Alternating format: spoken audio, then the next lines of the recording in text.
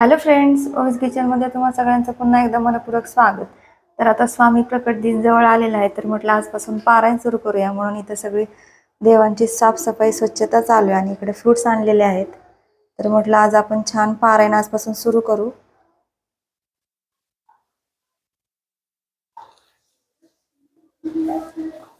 तर इथं देवांची मांडणी करून घेते आता आणि छान पूजा करू आपण. परत घेते. तर फ्रेंड्स, छान असे पूजा मांडलेली आहे मी.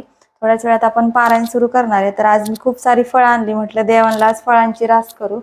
त्यामुळे आता देवांना थोडंसं डेकोरेशन करते आणि थोड्याच वेळात मी पारायण करणार आहे.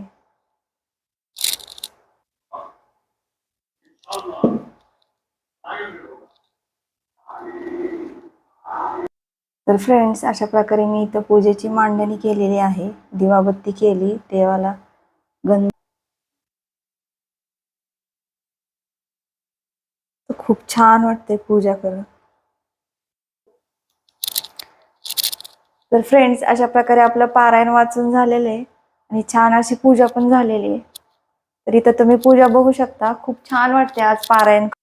तर फ्रेंड्स, अशा प्रकारे आपली पूजा झालेली आहे. आजपासून पारायणाला सुरुवात झालेली आहे. तर तुम्हाला आजचा व्लॉग कसा वाटला, मिनी व्लॉग, मला कमेंट्समध्ये नक्की सांगा आणि कमेंट्समध्ये श्री स्वामी समर्थ जरूर लिहा. श्री स्वामी समर्थ.